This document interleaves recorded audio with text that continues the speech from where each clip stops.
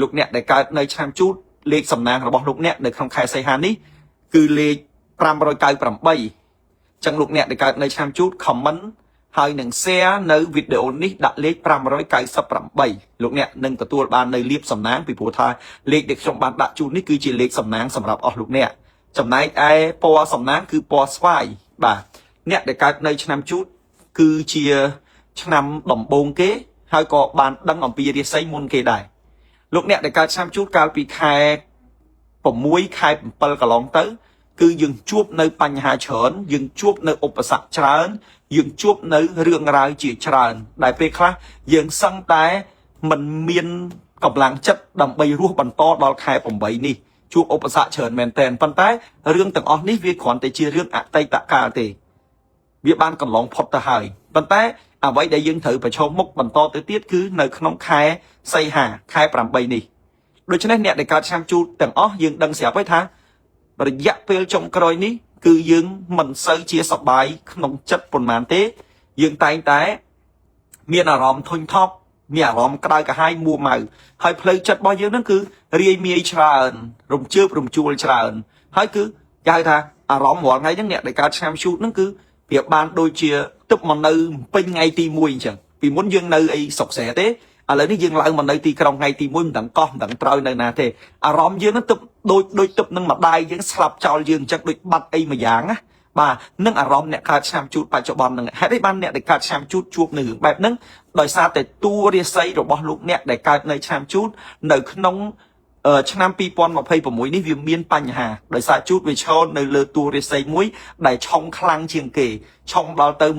100% ដូច្នេះរឿងល្អគឺមិនសូវជាចូលមកប្រហែលទេប៉ុន្តែរឿងដែលមិនល្អគឺចូលមកច្រើនអ្វីដែលចិត្តតែនឹងបានហើយវាប្រែទៅជាមិនបានណាអ្វីដែលវាចិត្តដល់គោលដៅហើយវាស្រាប់តែមានឧបសគ្គអញ្ចឹងគឺអ្នកដែលកើតឆ្នាំជូតគឺត្រូវជួបនៅរឿងទាំងអស់នេះប៉ុន្តែរឿងទាំងអស់ហ្នឹងវាបានឆ្លងកាត់មកវាចិត្តផុតទៅហើយអញ្ចឹងលោកអ្នកដែលកើតនៅឆ្នាំជូតលោកអ្នកខមមិនលេខសំណាងហើយនឹង share វីដេអូដាក់លេខ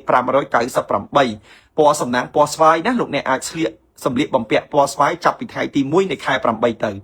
បើនិយាយពីជោគជតារាសីនៅក្នុងខែសីហានេះដើមខែលោកអ្នកដែលកើតនៅឆ្នាំជូតគឺលោកអ្នកព្រួយចិត្តណាដើមខែ8ចូលមកដល់គឺអ្នកដែលកើតឆ្នាំជូតគឺមានអារម្មណ៍ព្រួយចិត្តមានអារម្មណ៍មួម៉ងមិនសប្បាយមិនរីករាយទេអ្នកដែលកើតនៅឆ្នាំជូតទាំងអស់បាទ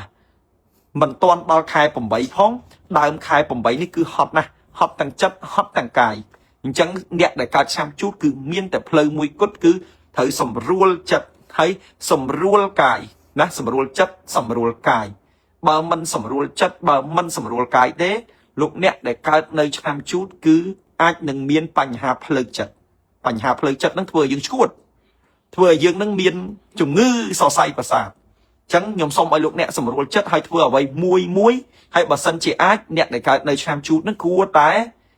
រៀនសម្រួលអារម្មណ៍ណាទៅវត្តឬមួយក៏ធ្វើអ្វីដែលជាការមួយដែលធ្វើឲ្យយើងលហែចិត្តណាអញ្ចឹងខែនឹងខែចូលភាសាស្រាប់ឯងគួរតែទៅវត្តទៅអីចឹងទៅដើម្បីធ្វើយ៉ាងម៉េចឲ្យផ្លូវចិត្តយើងបានរឹងមាំណាហើយបើសិនជាមិនសម្រួលទេផ្លូវចិត្តមិនរឹងមាំទេអ្នកដែលកើតឆ្នាំជូតគឺត្រូវជួបនៅបញ្ហាហើយរាសីកាន់តែដុនដាបទៅហើយកាលណាតែរាសីយើងដាក់ឲ្យយើងធ្លាក់ហើយការដែលផ្ដោតធ្វើអ្វីមួយក៏មិនជោគជ័យដែររកស៊ីក៏មិនកាក់កបធ្វើការក៏មិនសូវល្អតែធ្វើការមិនល្អរកស៊ីមិនកបអាហ្នឹងគឺទៅហើយបាទការចិញ្ចឹមជីវិតហ្នឹងគឺដោយសារការរកស៊ីការចិញ្ចឹមជីវិតហ្នឹងដោយសារការធ្វើការហើយបើធ្វើការគេមិនកើតទេគឺគេដេញចេញហើយណាអញ្ចឹងត្រូវតែសម្រួលចិត្តខ្លួនឯងអញ្ចឹងសរុបមកវិញអ្នកដែលកើតឆ្នាំជូតដើមខែនេះគឺតឹងតែងណាប៉ុន្តែយើងសម្រួលទៅយើងប្រឹងទៅយើងលំហែអារម្មណ៍ទៅបាទធ្វើអីមួយទៅគឺអ្នកដែលកើតឆ្នាំជូតនឹងទទួលបានជោគជ័យហើយណាបាទពេលយើងដើរទៅដល់ពេលហត់យើងឈប់ទៅដល់ពេលយើងបាត់ហត់យើងដើរបន្តទៅទៀតយល់ទេជូតទឹកភ្នែកស្អាតហើយយើងបន្តដំណើរទៅមុខទៀតយល់ទេយល់ន័យទាំងអត់អ្នកកើតឆ្នាំជូតកុំបាក់ទឹកចិត្តហើយអ្នកដែលកើតនៅឆ្នាំជូតហ្នឹងគឺនៅក្នុងដើមខែយើងព្រួយចិត្តប៉ុន្តែចន្លោះពីថ្ងៃទី9ដល់ថ្ងៃទី10អ្នកដែលកើតឆ្នាំជូតនឹងលក់របស់ដាច់អញ្ចឹងបងប្អូនអ្នកដែលកើតឆ្នាំជូតកំពុងតែ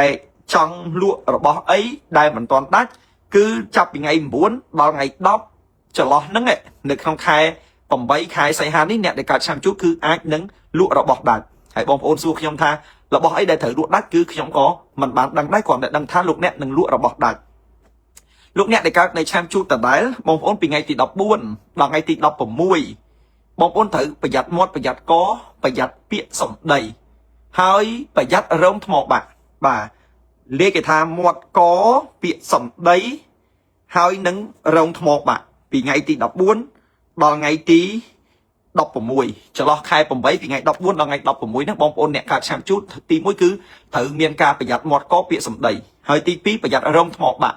រងថ្មបាក់ហ្នឹងបានន័យថាប្រយ័ត្នគេទម្លាក់កំហុសដាក់ប្រយ័ត្នគេចោតប្រកាន់ប្រយ័ត្នគេ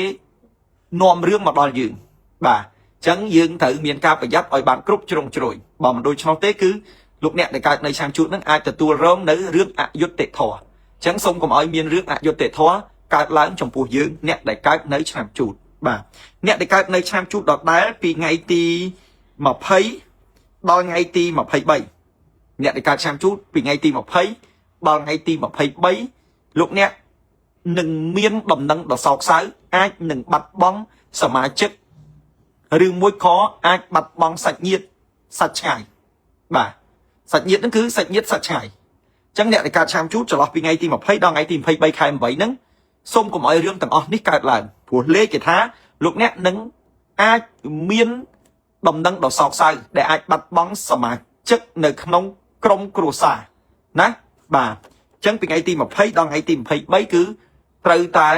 ប្រុងប្រយ័ត្នមិនប្រុងប្រយ័ត្នទេអារឿងរូបប៉ាំងទុកខាងអនិច្ចំអនត្តាហ្នឹងគឺអត់មានអ្នកណាប្រុងប្រយ័ត្នបានទេត្រូវត្រៀមចិត្តណាប៉ុន្តែរាល់នៅអ្វីដែលខ្ញុំបានទូទាយគឺខ្ញុំតែងតែចង់ឲ្យវាត្រូវបាទអ្នកដែលធ្វើម្ហូបចង់ឲ្យឆ្ងាញ់អ្នកដែលសម្ដែងចង់ឲ្យសមអ្នកដែលច្រៀងចង់ឲ្យពិរោះអ្នកដែលទូទាយក៏ចង់ឲ្យវាត្រូវដែរប៉ុន្តែរឿងនេះមួយសុំកុំឲ្យត្រូវណាឲ្យទាយខុសទៅណោះបាទកុំឲ្យមានរឿងទាំងអស់នេះកើតឡើងប៉ុន្តែបើមានក៏វាមានតែអាហ្នឹងវាមិនដឹងធ្វើម៉េចទេច្បាប់នៃធម្មជាតិវាមានកើតវាមានចាស់វាមានឈឺវាមានមរណៈមានស្លាប់ជារឿងធម្មតាអញ្ចឹងអ្នកដែលកើតនៅឆ្នាំជូតពីថ្ងៃទី20ដល់ថ្ងៃទី23គឺអាចនឹងបាត់បង់សមាជិកឬមួយក៏សាច់ញាតិបាទហើយលោកអ្នកដែលកើតនៅឆ្នាំជូតចុងខែបាទលោកអ្នកដែលកើតនៅឆ្នាំជូតចុងខែមានលៀបមានសំណាងបាទ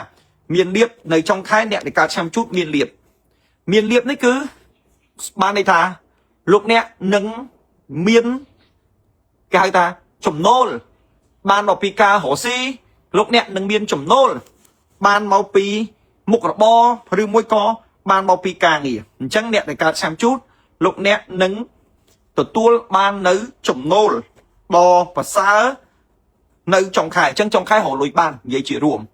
ហើយលោកអ្នកដែលកើតនៅឆ្នាំជូតទាំងអស់យើងឃើញហើយថាយើងមាននៅបញ្ហាច្រើនចូលមកហើយយើងមាននៅឧបសគ្គច្រើនដូច្នេះយើងត្រូវតែប្រឈមមុខហើយយើងសម្រួលចិត្តហើយយើងសូមប្រាប់ថានៅក្នុងខែ8នេះគឺជាខែមួយដែលគេហៅថាភាពអវិជ្ជមាននឹងកើតឡើងដោយសារតែខែ8គឺជាខែវកដែលជាខែមាសប៉ុន្តែមាសសានេះមិនមែនមាសមកតែឯងទេមាសមកជាមួយភ្លើងអញ្ចឹងកាលណាមាសមកជាមួយភ្លើងគេថាមាសសុទ្ធមិនខ្លាចភ្លើងប៉ុន្តែមាសសុទ្ធមិនខ្លាចភ្លើងពិតមែនប៉ុន្តែដរាបណាភ្លើងដុតមាសនឹងរលាយសិនហើយអញ្ចឹងសភាវៈមិនល្អអាចកើតមានគ្រប់ពេលវេលាអញ្ចឹងធ្វើឲ្យអារម្មណ៍អ្នកដែលកើតឆាមជូតនឹងដូចខ្ញុំបាននិយាយខាងដើមអញ្ចឹងមិនសប្បាយមិនរីករាយទេអាចមានប្រឈមទៅនឹងបញ្ហាអាចមានប្រឈមទៅនឹងឧបសគ្គដោយសារឃើញនៅរឿងបែបនេះខ្ញុំលោកគ្រូមហាជុំខ្ញុំបានរៀបចំនៅខ្សែចង្កេះបងប្អូនខ្សែចង្កេះនេះគឺខ្ញុំធ្វើឡើងយ៉ាងពិសេសសម្រាប់អ្នកកើតឆាមជូតអញ្ចឹងអ្នកដែលកើតឆាមជូតណាក៏ដោយបើបានពាក់ខ្សែចង្កេះនេះនៅក្នុងខែ8លោកអ្នកនឹងជំរុះចេញនៅរឿងអាក្រក់ទាំងឡាយទាំងពួងហើយនឹងនាំមកនៅរឿងល្អប្រសើរខ្ញុំបានរៀបចំនៅខ្សែចង្កេះនេះគឺស្របទៅតាមគេហៅថាមន្តអាគមហ្នឹងគឺយើងនិយាយអំពីមុនមហានិយមនិងអធិនការពារសត្រូវអញ្ចឹងអ្នកដែលកើតឆាមជូតទាំងឡាយទាំងពួងរាល់រឿងអាក្រក់ទាំងឡាយទាំងពួងនោះគឺនឹងបោវាជាឆ្ងាយសត្រូវទាំងឡាយដែលមកប៉ុនប៉ងទាំងផ្លូវភ្លឺផ្លូវអងឹតក៏វិនាសសាបសូន្យហើយនឹងមានលៀបមានជ័យឲ្យគេអាណិតស្រឡាញ់រស់ស៊ីមានបាននេះគឺជាខ្សែចង្កេះបងប្អូនណាដែលខ្ញុំបានធ្វើកន្លងមកហើយបានកំពុងតែធ្វើឲ្យដល់កូនសិស្សកូនគុណអញ្ចឹងអ្នកដែលកើតឆាមជូតគឺខ្ញុំនឹងរៀបចំខ្សែចង្កេះនេះជូនដល់លោកអ្នកអញ្ចឹងលោកអ្នកឆុងក៏ដោយលោកអ្នកជួបនៅរឿងអីក៏ដោយគឺលោកអ្នកអាចយកខ្សែចង្កេះនេះយកទៅពាក់បានទាំងបរិសុទ្ធបានទាំងស្ត្រី ក្រោយពីពាក់ខ្សែចង្កេះនេះហើយលោកអ្នកនឹងចម្រើនជោគជ័យលោកអ្នកនឹងមានលៀបមានសំណាងហើយបើបានពាក់នៅក្នុងខែ8នេះទៀតសោតគឺលោកអ្នកមួយឆ្នាំ2026នេះសល់រយៈពេល6ខែទៅមុខទៀតនេះគឺលែងជួបទុកលែងជួបព្រួយហើយធ្វើអ្វីក៏បានជោគជ័យធ្វើអ្វីក៏បានកាក់កបណាហើយចំពោះនៅខ្សែចង្កេះនេះលោកអ្នកបញ្ញាប់ឆាតទៅក្នុងเพจឬមួយក៏តាក់ទងតាមលេខដែលលោកគ្រូបានដាក់ជូននៅពេលក្រោយដើម្បីឲ្យលោកអ្នកប្រាប់ឈ្មោះប្រាប់ឆ្នាំដើម្បីឲ្យលោកគ្រូមហាជុំធ្វើនៅខ្សែចង្កេះនេះជូនដល់លោកអ្នកបាទពីព្រោះថាធ្វើមិនងាយហើយទេម្ដងមួយត្រូវចាកថាផងត្រូវក្រងខ្សែផងគឺត្រូវពេលយូរអញ្ចឹងលោកអ្នកអាចបញ្ញាប់តាក់ទងទំនាក់ទំនងដើម្បីឲ្យលោកគ្រូរៀបចំខ្សែចង្កេះនេះជូនហើយអ្នកដែលកើតឆាំជូតទាំងអស់ដែលចង់ឲ្យបានសម្រេចជោគជ័យចង់ឲ្យធ្វើអ្វីបានល្អលោកអ្នកតាក់ទងយកខ្សែចង្កេះនេះពីលោកគ្រូមហាជុំយកទៅពាក់ឲ្យបានគ្រប់គ្នាណាបាទហើយលោកអ្នកដែលកើតនៅឆ្នាំជូតសូមខមមិនលេខ598ទៅហើយ share នៅវីដេអូលោកគ្រូដាក់លេខ598សូមជូនពរឲ្យអ្នកដែលកើតឆ្នាំជូតទាំងអស់ជោគជ័យណាបងប្អូនណាបាទកុំភ្លេចយកខ្សែចង្កេះយកទៅពាក់ទៅដើម្បីចម្រើនរុងរឿងគ្រប់គ្នា